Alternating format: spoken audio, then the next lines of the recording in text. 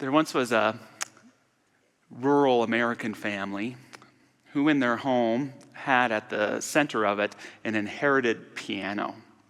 And everyone in the family grew to despise this piano. Mother felt that the kids needed to be playing it, so they each had to practice an hour a day, which led to oh no's and grief and whining, and this annoyed mom, and this annoyed dad as well. And one day, one of the children could smell something burning.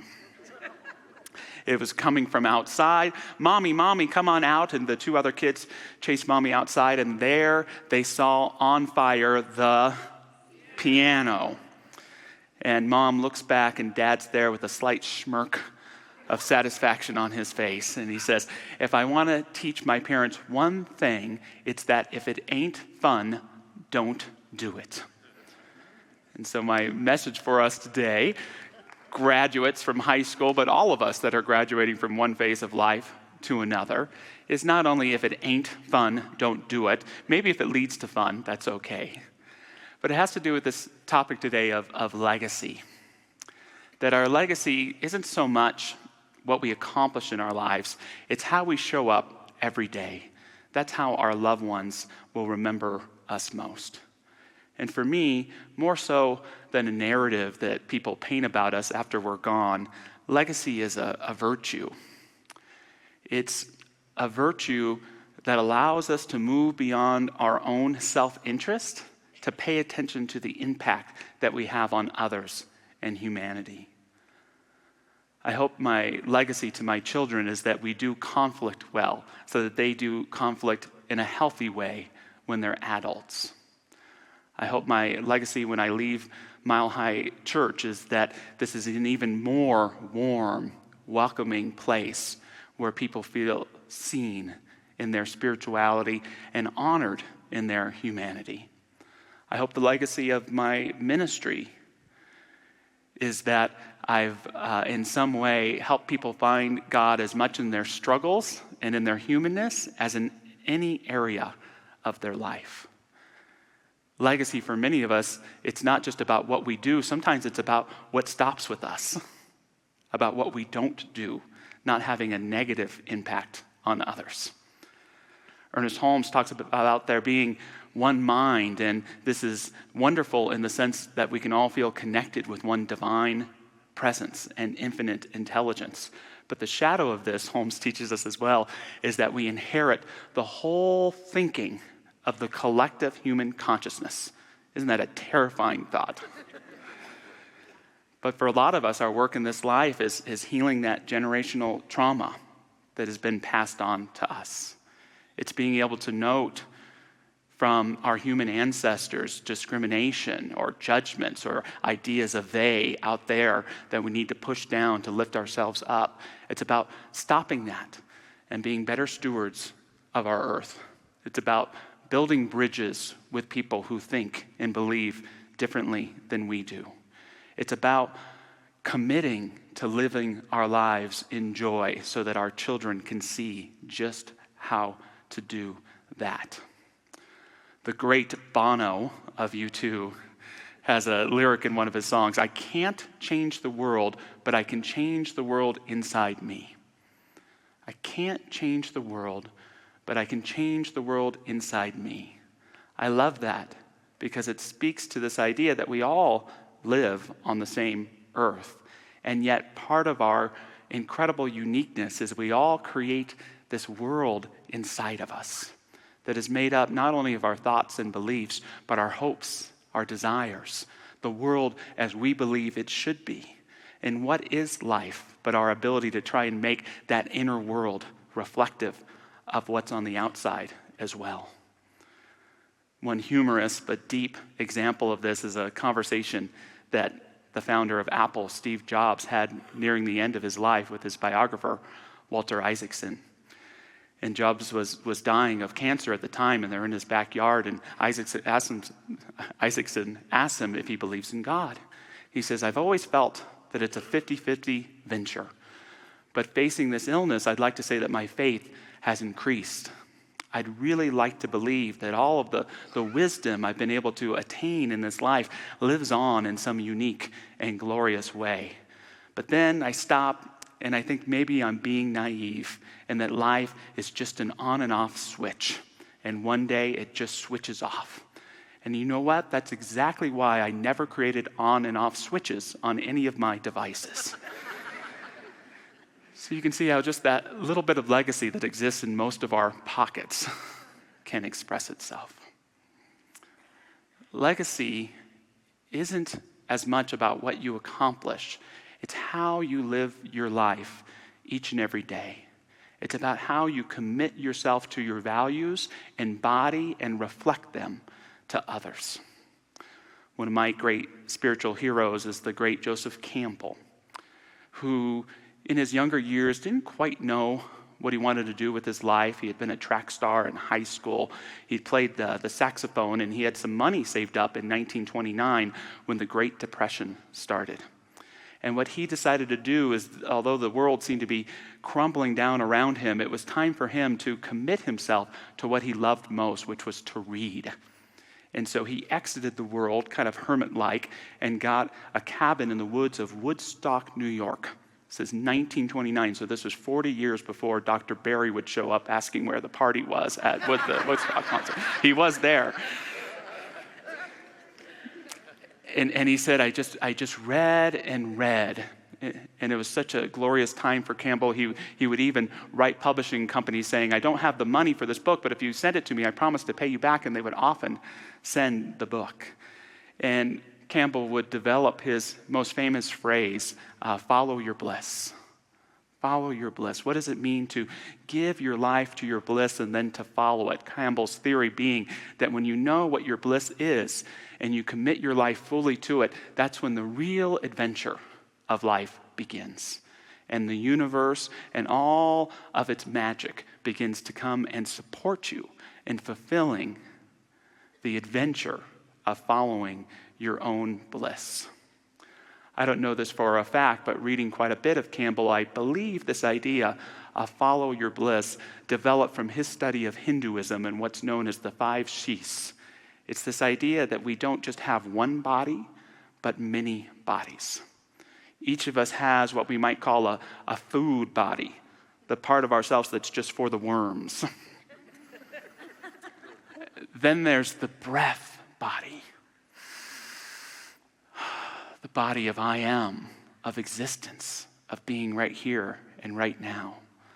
Then there's the body of the senses. This is the body that gets us really attached to this form, the smells, the sights, the sounds, and so on.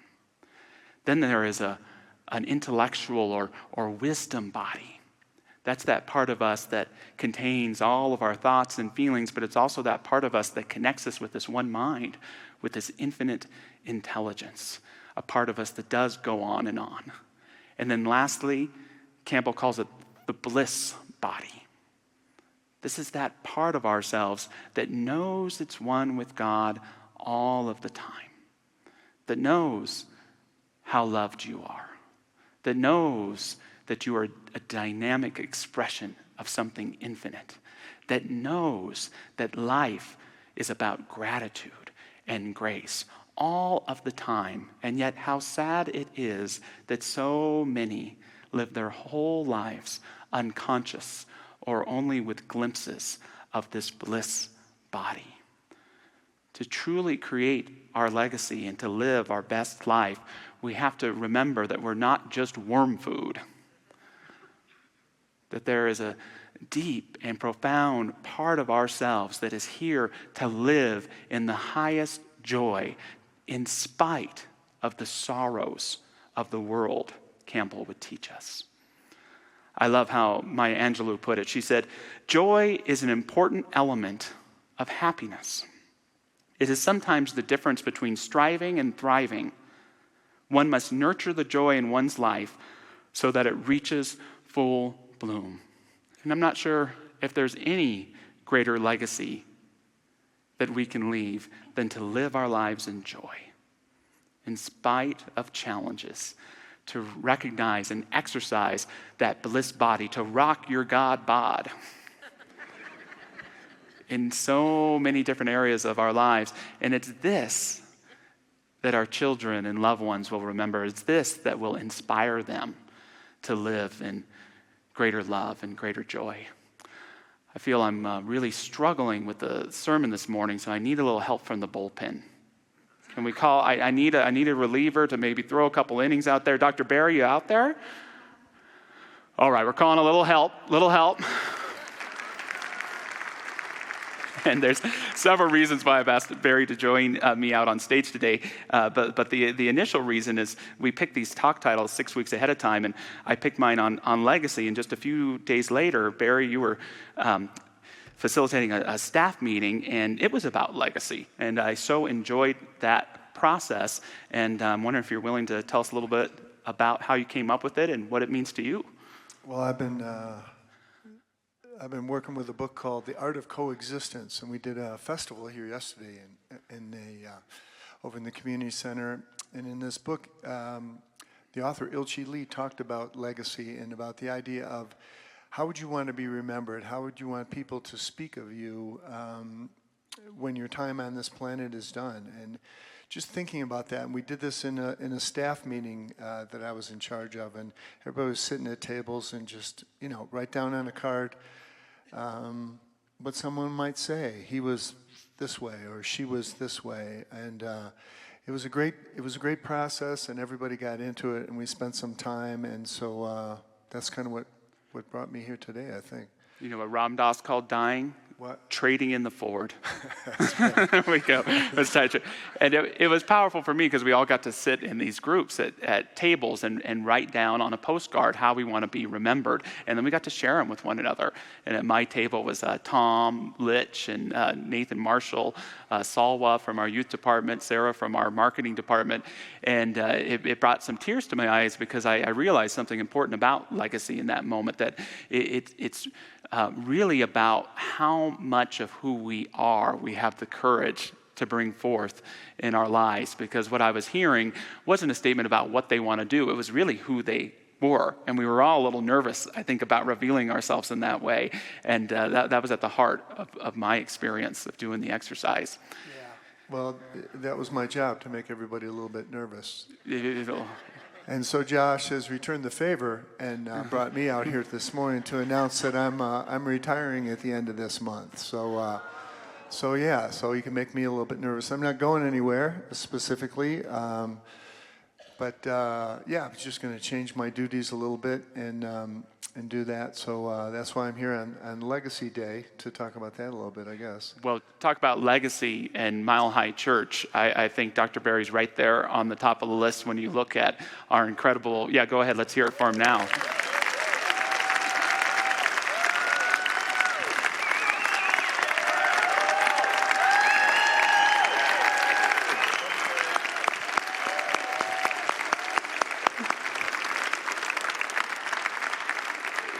It's enough of that. You just think about all the kids that got a great place to grow up because of Barry Eber, and you think of the legacy of all the kids who are going to still have a place to grow up. You think about the music ministry and how all of our hearts have been inspired by your commitment to your gift and your bliss.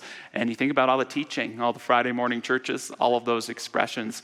And what I'm grateful for, because Barry, it hasn't been a secret because he's been wanting to retire since 2019, I think. And we keep holding him in. He's been there to support us through COVID and the ministerial transition. So I'm so grateful for that and for your mentorship over time. But I'm so grateful that he's accepted a title of Minister Emeritus here at Mile High Church.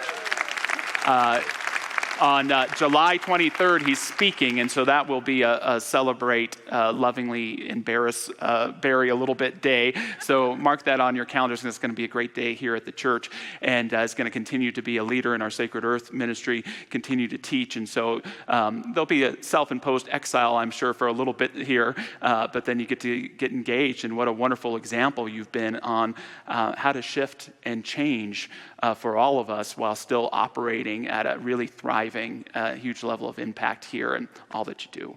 Cool. Well, the thing that's been great for me is I'm a team guy. That's why I love the Nuggets, as we all do. Yeah. So I just love being part of a team, and here I got to be a part of a ministerial team, which is great, and a great music team, which has been very supportive of me, and also a youth team, and also other things that I've been able to do too. One story I wanted to share, it was probably maybe about 20 years ago. I was having I'd had some problems with my eyes, and I was driving along one day, and I just saw on my left eye was kind of this cloud had come down. So I called my eye doctor. He got me right in, and then he said, "Why don't you go out in the hall and wait for a little bit?"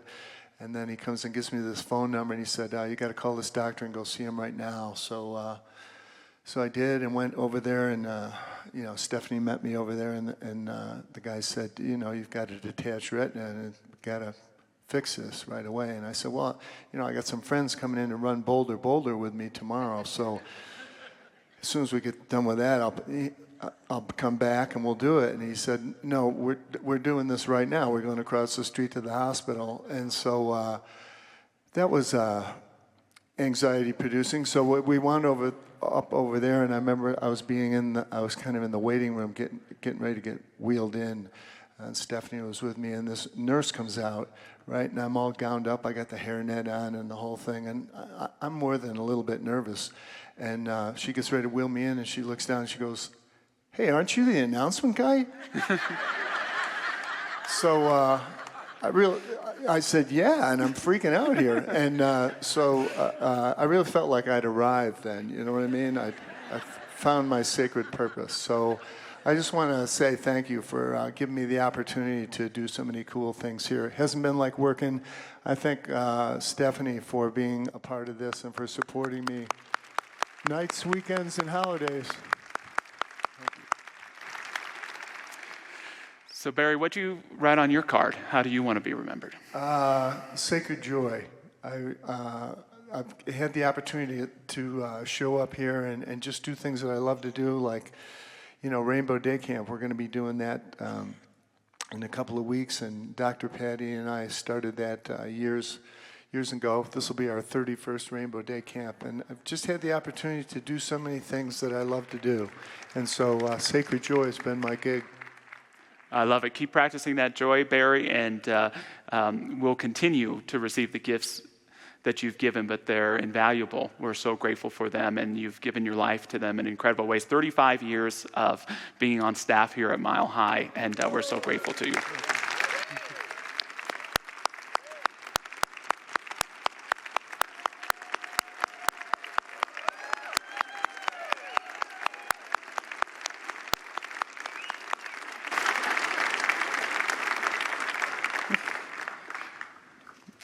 So legacy, living your best life that matters, just like Barry has. Remember that legacy is a virtue.